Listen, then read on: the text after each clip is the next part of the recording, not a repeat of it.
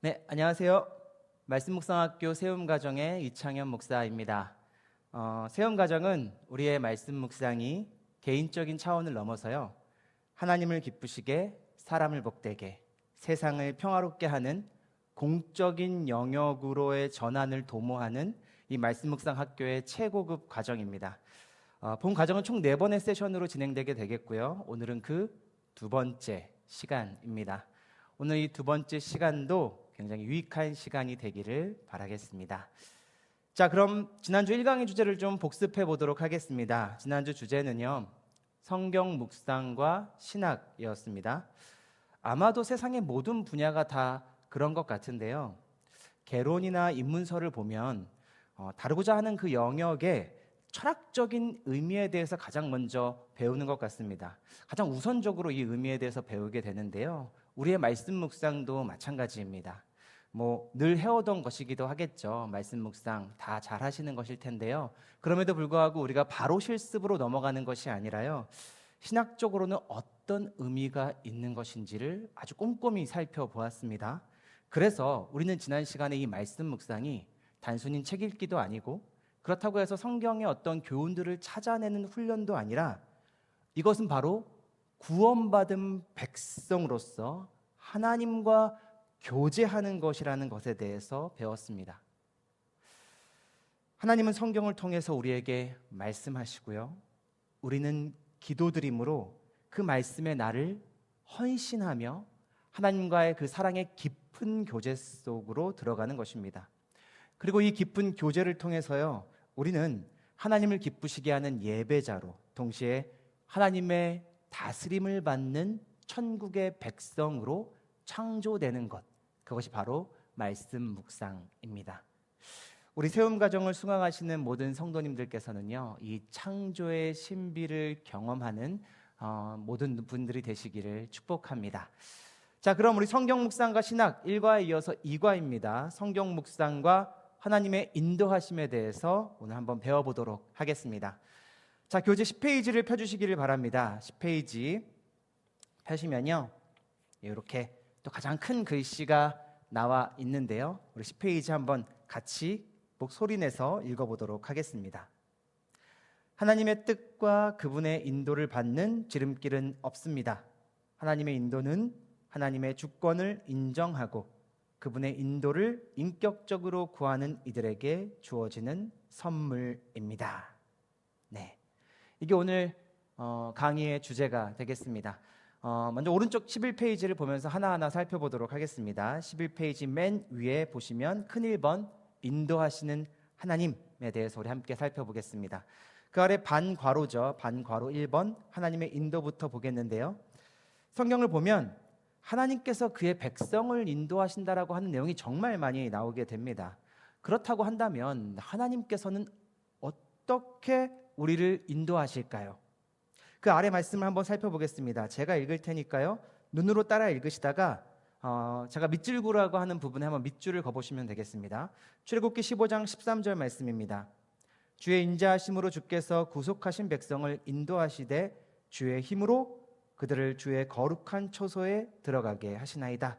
여기서는 주의 힘으로에 한번 밑줄을 딱 그어보시고요. 요한복음 16장 13절입니다. 그러나 진리의 성령이 오시면 그가 너희를 모든 진리 가운데로 인도하시리니 그가 스스로 말하지 않고 오직 들은 것을 말하며 장래의 일을 너희에게 알리시리라. 네, 이 말씀에는 진리의 성령이 오시면, 거기에 딱 밑줄을 한번 그어보시면 좋겠습니다. 다음으로 시편 48편 14절입니다. 이 하나님은 영원히 우리의 하나님이시니 그가 우리를 죽을 때까지 인도하시리로다. 아멘. 여기서는 우리를 죽을 때까지 인도하신다, 이렇게 밑줄을 그어보시겠습니다. 자, 그렇게 밑줄을 그은 부분들을 우리가 한번 살펴보면요, 종합해보면 하나님께서는 하나님의 힘으로 성령을 보내주셔서 우리가 죽을 때까지 인도해 주신다라는 것이 성경이 말하고 있는 것입니다. 하나님께서는 하나님의 능력으로 또 성령을 보내주셔서 우리가 죽을 때까지 우리를 인도하신다라고 성경이 약속하고 있습니다. 자, 그럼 이 하나님의 인도는 왜 꼭 필요할까요? 오늘 교재는요, 두 가지를 들어서 설명하고 있습니다. 하나는 하나님과 우리의 관계이고요, 다른 하나는 하나님의 성품입니다. 이 두 가지를 통해서 우리에게 하나님의 인도하심이 필요합니다라고 이야기하고 있는데요. 첫 번째 먼저 하나님과 우리의 관계는 무엇입니까? 하나님은 우리의 왕이시고 우리는 그분의 백성입니다. 왕이라고 하는 존재에 대해서 살펴보면요, 지금의 대통령과는 조금 다를 것 같습니다. 왕은요, 군사적인 왕이기도 했고요, 정치적인 왕이기도 했고요, 나라를 다스릴 뿐만 아니라 백성을 보호하고 또 그들을 위해서 싸우는 것이 왕이었습니다. 하나님은 우리의 왕이시기 때문에 우리를 지켜주실 뿐만이 아니라 우리를 위해 싸우시는 분이십니다. 그리고 우리가 그분의 말씀을 하나님의 왕의 명령으로 따를 때 우리는 그 보호와 다스림 안에 들어갈 수 있게 되는 것입니다. 그래서 우리는 오늘 말씀에도 나오는데요, 이사야 31장 1절의 말씀처럼 다른 무엇을 따르는 것이 아니라 왕의 명령이 나를 지키고 보호하며 나와 함께 한다는 믿음으로 왕의 명령에 순종해야 하는 것입니다. 지금으로서는 말과 병거가 아니라요, 다른 세상의 고정관념들 아니면 정념들, 통념들 이런 것들이 지배하고 있을 때 우리는 그것이 아니라 하나님의 말씀을 내 인생의 최우선으로 왕의 명령으로 따르며 그분의 보호하심을 받는 겁니다. 자, 다음으로는 하나님의 성품에 관해서 살펴보겠는데요, 한 장 넘겨서 12페이지입니다. 네, 아래 시편의 말씀과 히브리서의 말씀이 있는데 이 말씀을 요약하자면 이렇습니다. 세상 그 무엇보다 오직 하나님만이 선하시며 그분이 바로 사랑이시라는 겁니다. 양은 선한 목자의 말을 따라 그 인도함을 받을 때에만 푸른 초장과 쉴만한 물가로 인도함을 받습니다. 이렇게 오늘 두 가지죠. 하나님과 왕과 백성이라고 하는 관계, 그리고 우리의 선한 목자 되시는 그분의 성품, 이 두 가지를 통해서요, 우리는 푸른 초장과 쉴만한 물가로 인도함을 받고 그분의 명령에 순종하며 백성다운 백성이 되고 나라다운 나라를 세우며 그분의 안전을 보장받게 되는 것입니다. 그러니 우리는 하나님의 인도하심, 구원받은 백성으로서 하나님의 인도하심이 필요합니다. 자, 그러면 우리는 어떻게 그분의 인도하심을 받아야 할까요? 하나님은 우리를 어떻게 인도하실까요? 12페이지로 넘어가 보겠습니다. 12페이지 2번, 하나님이 인도하시는 방법입니다. 그 중에 첫 번째는 괄호 1번인데요. 우리 큰 소리로 같이 읽어보겠습니다. 시작. 성령입니다. 바로 아래 로마서 8장도 우리 한번 같이 읽어보도록 하겠습니다. 시작.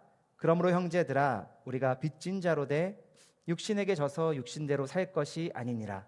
너희가 육신대로 살면 반드시 죽을 것이로되 영으로서 몸의 행실을 죽이면 살리니 무릇 하나님의 영으로 인도함을 받는 사람은 곧 하나님의 아들이라. 아멘. 사람은요, 우리 눈에 보이지 않아도 인간의 삶의 방향을 정하는 것들이 분명히 존재한다는 것을 압니다. 성경은요, 그 중에서도 가장 강력한 것으로 이것을 먼저 꼽더라고요. 무엇이냐면요, 육신의 정욕, 안목의 정욕, 이생의 자랑입니다. 우리는 엄청나게 이 욕망의 이끌림을 받아서 살아가게 됩니다.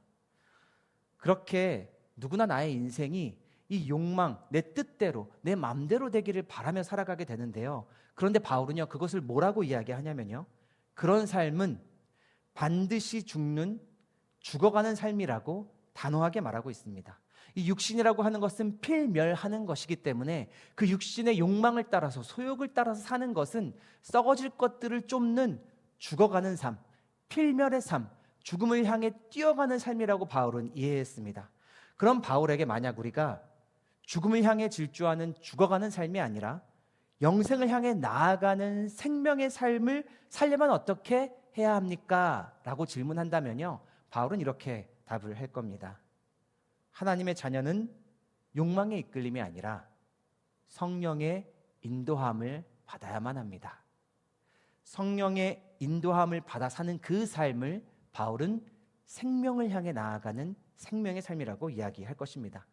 그리고 빌립보서 2장 13절은 이 성령의 인도함에 대해서 보충적으로 설명해 주는데요, 빌립보서 2장 13절은 이렇게 기록합니다. 하나님은 여러분 안에서 활동하셔서 여러분으로 하여금 하나님을 기쁘게 해드릴 것을 염원하게 하시고 실천하게 하시는 분입니다. 아멘. 성령께서는 우리를 육신의 정욕, 안목의 정욕, 이생의 자랑으로 겨우 나 하나 만족시키는 의미를 잃어버린 삶이 아니라요, 하나님을 기쁘시게 하고 하나님이 기뻐하시는 존재가 되게 하는 본질적으로 영원한 삶으로 우리를 인도해 줍니다. 자, 다음으로 하나님께서 우리를 인도하시는 두 번째 방법입니다. 네, 두 번째 2번 13페이지 맨 위에 있는데요. 이것도 한번 같이 읽어보겠습니다. 하나, 둘, 셋. 성경입니다. 우리가 하나님을 알기를 기뻐하고 또 하나님이 기뻐하시는 삶을 염원하게 되면 하나님께서는 특별하게 우리가 알 수 있는 언어로, 그러니까 우리의 지적인 능력과 이성적인 능력을 뛰어넘으시는 분이시지만 우리가 알 수 있는 언어로 또 그분을 알 수 있도록 충분히 필요한 만큼 모자람 없이 알려주시는 것이 있습니다. 그것이 바로 성경입니다. 그렇습니다. 성령님께서 우리가 하나님을 기뻐하시는 삶을 살도록 갈망하게 하셨다면 성경은요, 우리가 이 삶을 살아갈 수 있도록 길을 알려주고 그 길을 걸을 수 있도록 훈련시켜주는 우리의 지침서입니다. 그리고 그것이 충분하다고 이야기합니다. 자, 세 번째는 기도입니다. 아래에 사도행전 13장 1절에서 3절까지의 말씀을 같이 읽어보도록 하겠는데요. 함께 읽겠습니다. 시작. 안디옥 교회의 선지자들과 교사들이 있으니 곧 바나바와 니게르라 하는 시므온과 구레네 사람 루기오와 분봉왕 헤롯의 젖동생 마나엔과 및 사울이라. 주를 섬겨 금식할 때에 성령이 이르시되 내가 불러 시키는 일을 위하여 바나바와 사울을 따로 세우라 하시니 이에 금식하며 기도하고 두 사람에게 안수하여 보내니라. 아멘. 하나님께서는요, 성경을 통해서 우리에게 길을 알려주셨다면 그 길은 기도하는 자가 걸을 수 있습니다. 이 기도에 관해서는 앞으로도 계속해서 강조하게 될 텐데요. 지금 우선 3번 기도 극한의 빈 곳에 지금은 이렇게 적어두는 것으로 대신하겠습니다. 한번 적어보시겠습니다. 우리는 하나님의 뜻을 이해할 때가 아니라 기도할 때 겸손히 그 뜻에 순종함으로 인도함을 받습니다. 다시 한번 말씀드릴게요. 우리는 하나님의 뜻을 이해할 때가 아니라 기도할 때 겸손하게 그 뜻에 순종함으로 인도함을 받습니다. 정말 중요한 이야기입니다. 꼭 기록해 두셨다가 우리 기도 이야기할 때마다 이 이야기를 하게 될 겁니다. 자, 다음은 네 번째 방법입니다. 같이 읽어보겠습니다. 시작. 공동체 상담과 조언입니다. 세상에 어느 교회를 가도요, 우리나라에 어디에 있는 교회, 아니 이 전 세계에 있는 어느 교회를 가도요, 혼자 예배드리고 개인적으로 신앙생활을 하는 것을 결코 장려하지 않습니다. 언제나 소그룹을 편성해주고 모이도록 하고 그렇게 하는데요.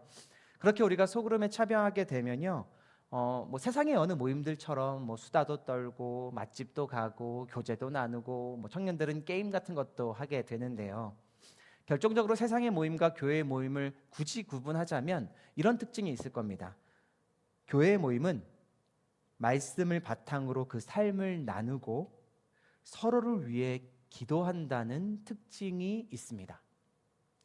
그렇게 사랑으로, 사랑의 교제로 기쁜 일은 두 배로 기쁘게, 슬픈 일은 반으로 나누면서 때때로 우리는 그 사랑의 깊은 교제와 신뢰의 관계 속에서 진심 어린 격려와 조언을 서로에게 해줄 수가 있게 되는데요.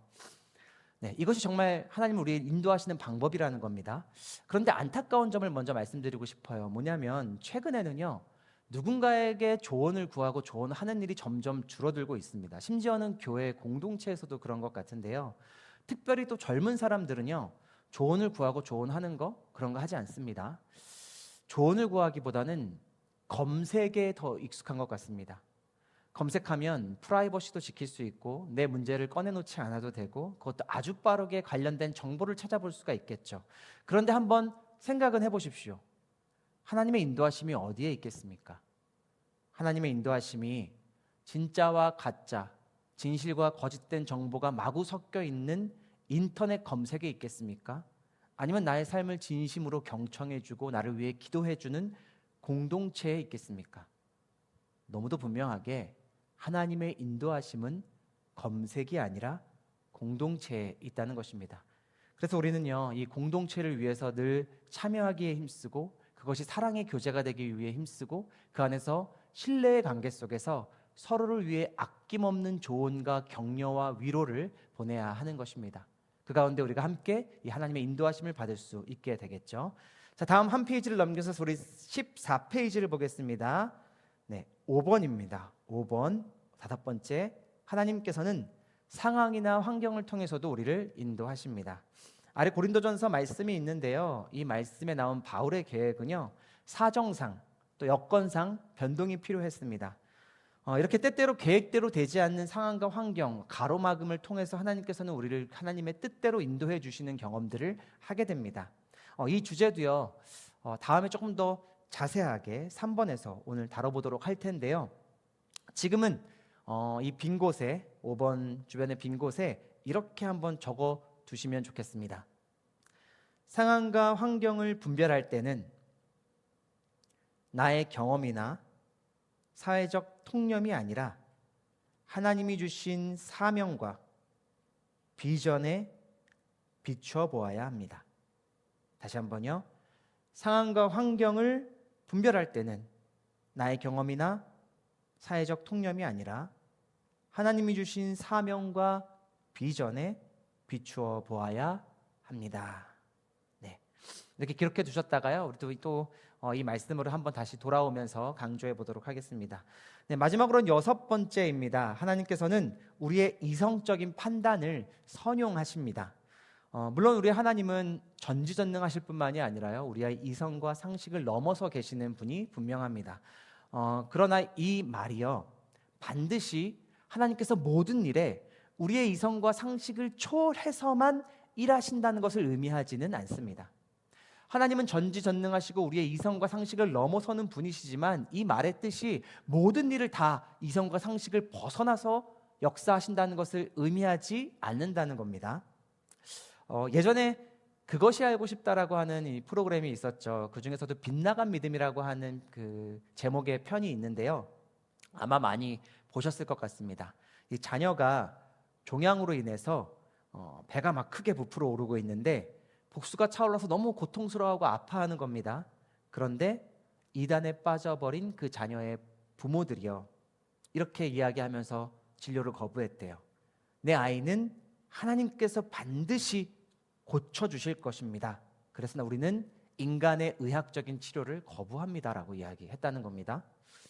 결국에는 정말 안타깝게도 이 아이가 사망하는 사건이 되었는데요, 그렇다면 이 부모님들의 믿음, 바른 믿음이라고 할 수 있을까요?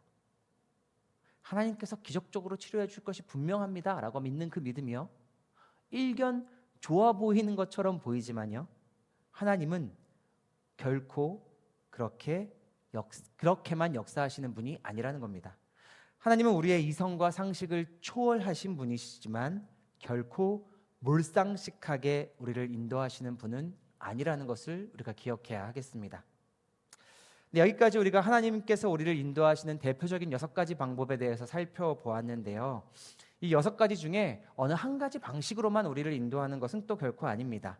예를 들어서 공동체에서 누가 조언을 하면, 그렇지, 이게 하나님의 역사하시는 방법, 나를 인도하시는 것이지, 무조건 따른다거나, 내 상황이 바뀌어서 내 뜻이 가로막히면 그렇구나, 이게 하나님의 뜻이구나 하면서 하는 것이 아니라요, 우리는 늘 말씀을 묵상하고 기도하는 이런 인격적인 교제에 깊이 들어가서 공동체의 조언, 내게 주어진 상황과 여건, 그리고 인간의 상식, 이런 것들을 종합적으로 고려하며 하나님의 인도하심에 지혜롭고 민감하게 분별하며 그 인도하심을 따르는 것이 정말 중요하다고 하겠습니다.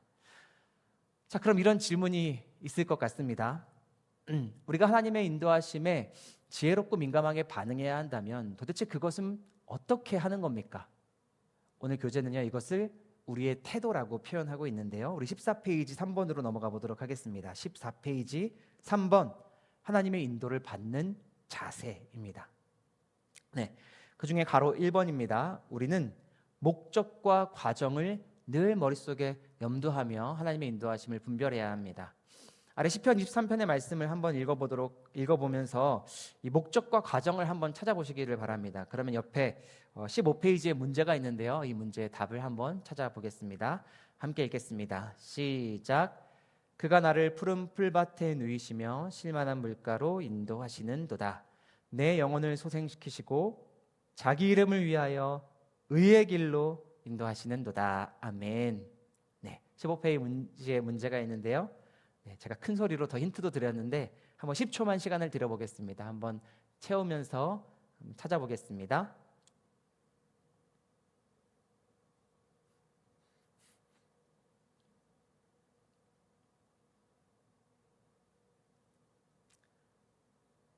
네, 자 그럼 우리 15페이지 맨 위에 한번 답을 찾아보셨습니까?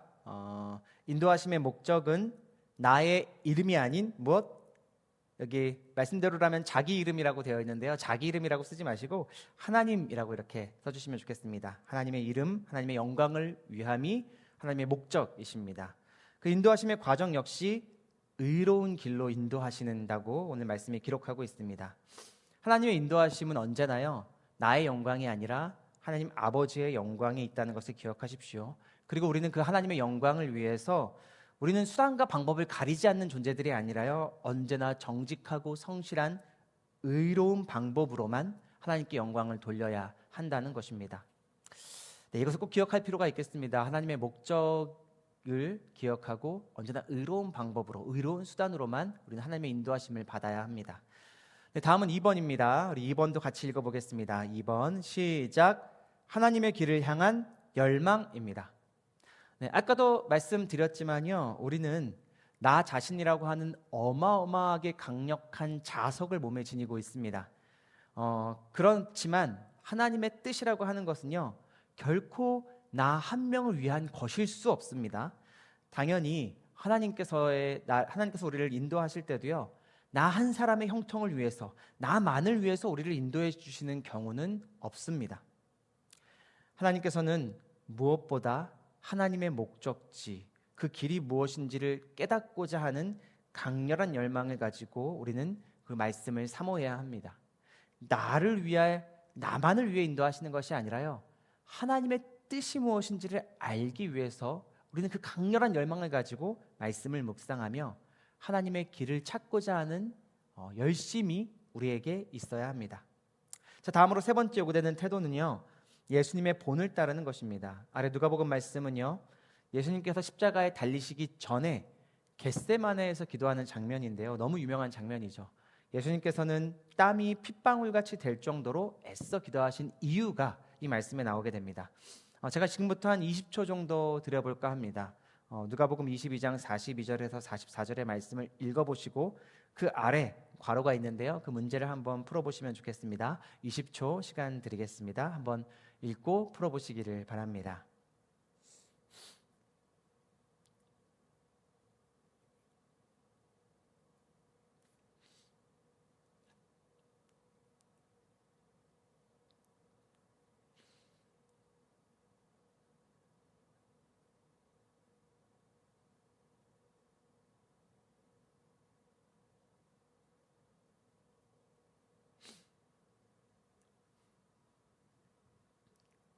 네, 문제 푸셨나요?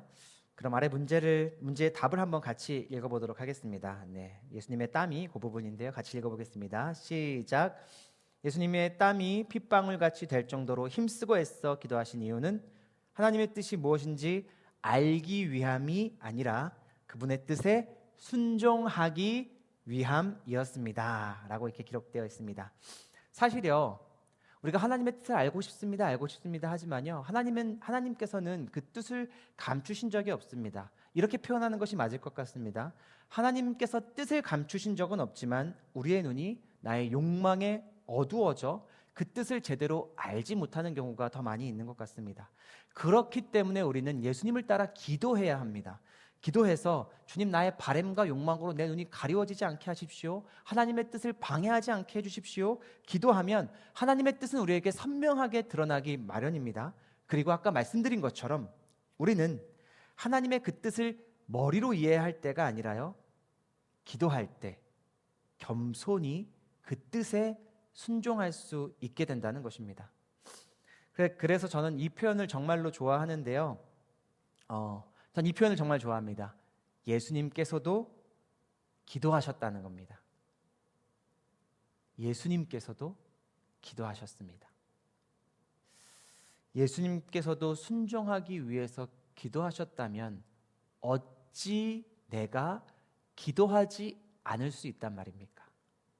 우리도 순종을 위해 나의 욕망과 욕심의 그 어두운 눈을 밝혀주시고 하나님의 말씀에 겸손히 순종하기 위해서 기도해야 합니다. 자, 그럼 16페이지 가로 4번도 한번 보도록 하겠습니다. 16페이지 한 장 넘겨주시고요. 반가로 4번 하나님의 뜻입니다. 우리는 이 하나님의 뜻에 대해서요, 물론 이렇게 기계적으로 나누는 것이 썩 좋은 방법이라고 하기는 어려울 수도 있겠지만 한번 이렇게 나눠서 생각해 보면 더 이해가 빨리 되실 겁니다. 첫 번째로는 나를 향한 하나님의 뜻, 이 개인적인 차원의 뜻과요, 다음으로는 이 피조 세계, 이 세상을 향한 하나님의 뜻, 마지막으로 우리를 부르신 뜻, 성도를 부르시고 그 가운데 하나의 교회가 되게 하신 그 부르심의 뜻이 있다는 것입니다. 자, 먼저 나를 향한 하나님의 뜻은 에베소서 1장 3절과 5절의 말씀에 잘 나와 있는데요. 하나님께서는 창세전에 우리를 택하셔서 하나님의 사랑 안에서 거룩하고 흠없는 무엇이 되게 하셨습니까?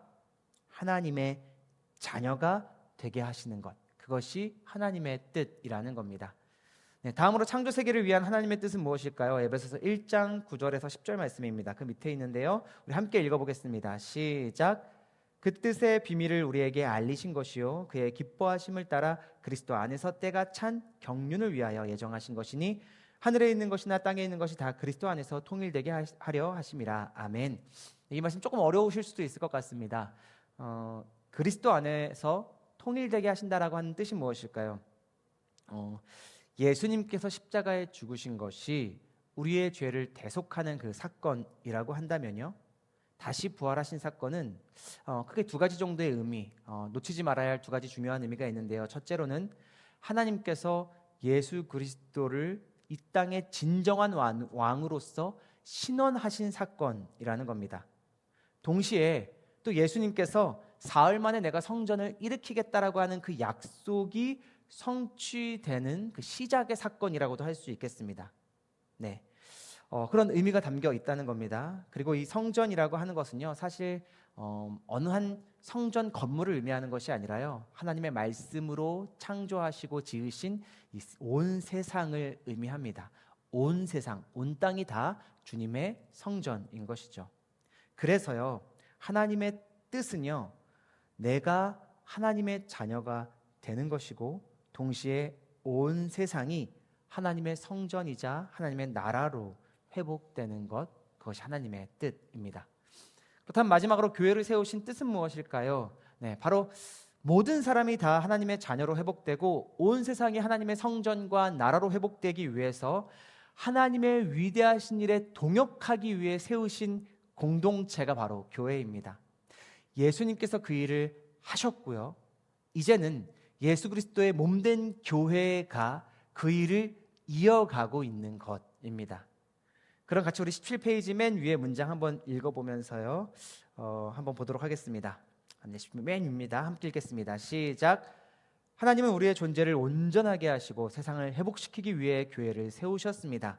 이러한 큰 방향성을 견지한 상태에서 세부적인 인도하심을 구해야 합니다.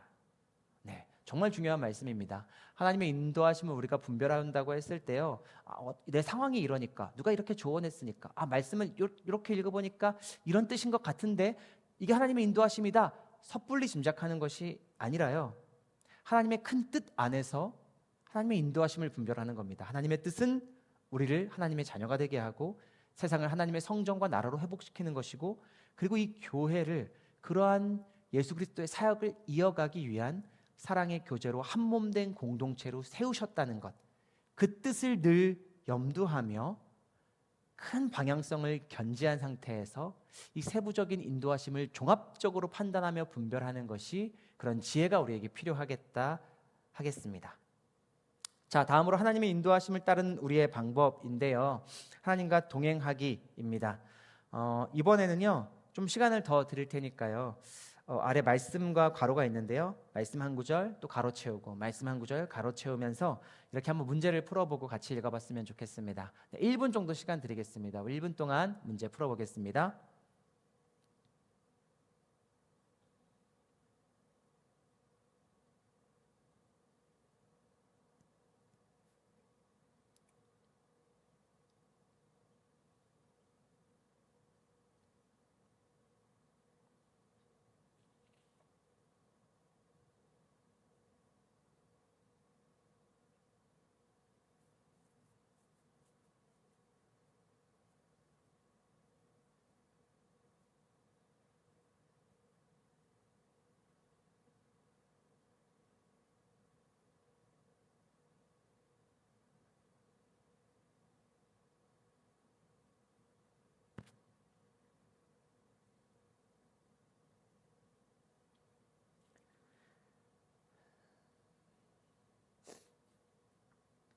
네, 1분 됐는데요. 그러면 다 채우셨으면 우리 1번부터 같이 읽어보도록 하겠습니다. 1. 하나님의 궁극적인 비전과 꿈에 집중하기. 2. 일상에서 하나님의 마음 품기. 3. 무슨 일을 하든 죽게 하듯 하기. 4. 내 안에 말씀이 거하게 하기. 네, 다 맞추셨나요? 네, 좋습니다. 18페이지로 넘어가 보겠습니다. 위에 이제 보라색 박스가 하나 있을 텐데요. 이 보라색 박스에 실천 사항이 있습니다. 우리가 이것을 늘 염두해야겠지만 다 기억하기가 쉽지는 않을 것 같습니다. 그래서요, 저는 이 실천 사항을 따로 적어두시거나 복사해서 앞으로 성경 말씀을 묵상하게 될 때마다 먼저 이 지침을 읽고 성경 말씀에 들어가는 것, 기도하고 지침을 읽고 성경 말씀을 시작하는 것을 그렇게 한번 우리가 그런 습관을 기르는 것이 어떠한가 생각이 듭니다. 꼭 어디에 기록하시거나 복사하셔서요, 말씀 묵상하시기 전에 꼭 참고하시면 좋겠습니다. 자, 대망의 오늘 강의 마지막 4번입니다. 주의사항으로 넘어가 보겠습니다. 우리가 하나님의 인도하심을 받기 위해서는요, 물론 권면해야 할 사항이 있는 것만큼 금지해야 할 덕목들이 또 존재한다는 겁니다. 첫 번째는 뭐냐면요, 1번입니다. 괄호 1번, 자기중심적 태도입니다. 늘 말씀드리지만 우리에게는 강력한 나라고 하는 그 자석이 존재합니다. 그래서요, 우리는 성경 말씀을 내 멋대로 내 맘대로 해석할 여지가 너무나도 많이 있습니다. 특별히 그런 경우들이 정말 많은 것 같아요. 몇몇 성경의 한 문장, 한 단어를, 구절들을 빼와서 내 뜻의 그 말씀을 끼워 맞추는 식의 해석을 하나님의 뜻으로 막 착각하는 경우들이 분명히 존재한다는 겁니다. 나라고 하는 강렬한 자성이 아니라요, 하나님의 목적과 뜻이라고 하는 그 위대한 뜻을 늘 염두하셔야만 합니다. 만약에 우리가 나라고 하는 그 내 멋대로 해석하기 시작하고 내 뜻에 맞추기 시작하면요, 그 묵상은, 성경 말씀 묵상은 내가 하나님의 자녀로 변화되고 회복되는 하나님과의 교제가 아니라요, 내가 성경 말씀을 부적으로 만드는 일이 되어버릴 것입니다. 그러니 꼭 반드시 나라고 하는 강력한 자성, 내 욕망과 내 눈의 그 어두움을 걷어주시고 하나님께서 하나님 뜻을 깨닫게 하여 주시기를 기도하며 우리가 이 말씀 묵상을 시작해야겠습니다. 두 번째로 주의할 것은요, 숙명론적 태도입니다. 아래 요나의 말씀을 보면요, 굉장히 특별한 표현이 나오는데요. 이렇게 한번 세 번째 줄인데 줄을 그어 보시죠. 하나님께서 뜻을 돌이키셨다는 표현이 나올 겁니다. 하나님이 뜻을 돌이키사라고 하는 표현이 나오는데요, 성경은 이처럼 하나님께서 품으셨던 그 뜻마저 돌이키시는 경우들이 있다는 것을 우리에게 보여줍니다. 그러니 우리는 마치 하나님께서 다 정해놓으셨으니 정한 대로만 운영될 것이라는 생각을 버려야 합니다. 예를 들어서요, 내가 어떤 편견을 가지고 저 사람이 하는 저 행동, 저 사람은 이 성경에서도 죄로 이야기하는 것이니, 그러니 내가 전도해도 소용없을 거야, 저 사람은 반드시 지옥에 가게 될 거야, 하나님의 말씀도 소용없을 거야 라고 판단하는 것이 아니라요, 말씀의 인도함을 받아 그에게도 복음을 전하는 것이 하나님의 뜻일 거라는 겁니다. 나의 편견으로 하나님의 말씀을 이용해서 누군가를 판단하는 것이 아니라, 누군가를 운명짓는 것이 아니라, 내가 하나님 말씀에 순종함으로 하나님께서 그 뜻을 돌이키시기까지 기도하며 긍휼로 영혼들을 품는 것, 그것이 하나님의 뜻일 거라는 것입니다. 그러니 우리는 말씀을 문자적으로 이해하는 것이 아니라요, 우리가 아직 죄인이었을 때 나를 찾아오신 그 은혜에 비춰가며 하나님의 뜻에 순종해야겠습니다. 다음은 3번입니다. 상황 중심의 결정인데요, 하나님께서는 상황으로 우리를 인도하시는 경우들이 있습니다. 그렇지만 상황만을 보고 하나님의 뜻을 거스르는 결정을 하지 않도록 주의하시기를 바랍니다. 모든 주어진 상황과 목적지는요, 하나님의 영광을 위한 것임을 우리가 잊지 말아야 합니다. 그래서 아래 말씀 보면 두 가지 말씀이 나오는데요, 요나서의 말씀과 사도행전의 그 바울의 이야기가 나옵니다. 신기하게도 요나는 모든 상황이 딱 들어맞아서 그 뜻대로 했는데, 그 상황대로 했는데 그것이 하나님의 뜻을 거스르는 일이 되었고요, 반대로 사도 바울은요, 모든 상황과 여건과 조건이 하나도 맞지 않았는데 하나님의 영광을 위해서 죽을 각오로 순종하는 장면이 나옵니다. 그러니 이 좋은 상황은 하나님의 뜻일 거야 라가 아니라요, 하나님의 뜻으로 그 상황을 해석하는 일들이 하나님의 인도하심을 받는 좋은 길이라는 것입니다. 자, 다음은 20페이지로 넘어가 보도록 하겠습니다. 20페이지 마지막인데요, 4번 주술적인 태도를 우리는 경계해야 합니다. 주로 신비주의자들에게서 그런 태도를 발견하게 되는데요, 예를 들면 어디 예언하는 사람이 있다, 어디에 병 고치는 사람이 있다, 그러면 막 그들을 추종하고 쫓아다니는 경우들을 정말 많이 보게 됩니다. 그러나 제가 앞서 말씀드린 것처럼요, 하나님께서는 우리에게 필요하고 충분한 만큼 성경을 통해서 우리가 알아들을 수 있는 언어로 특별히 하나님을 드러내신 특별 계시가 바로 성경이라는 겁니다. 그래서 우리는 무엇보다도요, 이 성경의 권위를 최우선에 두어야 하는 것입니다. 저기 예언하는 저 사람, 저기 병을 고치는 저 사람, 저기 방언하고 통변하는 저 사람이 아니라요, 성경, 이미 우리가 알아들을 수 있는 그 언어로 하나님을 온전하고 충분하게 드러내신 성경이라고 하는 특별 계시만으로 하나님을 알고 하나님의 사람, 하나님의 백성이 되고 하나님의 뜻을 따라 사는 것이 가능하다는 것을 기억하십시오.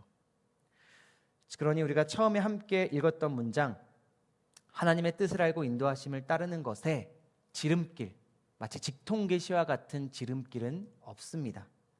우리는 말씀을 묵상함으로 성경의 가치관과 세계관을 내면화하는 꾸준한 훈련을 반복하고 그 안에 또 기도함으로 그 뜻에 순종하며 하나님과의 인격적인 교제를 통해서 하나님의 인도하심을 받아야 합니다. 그러니 예언하는 사람을 찾기보다 하나님과 교제하는 말씀 묵상과 기도에 더욱 힘쓰는 우리 세움가정 참여하시는 모든 성도님들이 되시기를 바랍니다.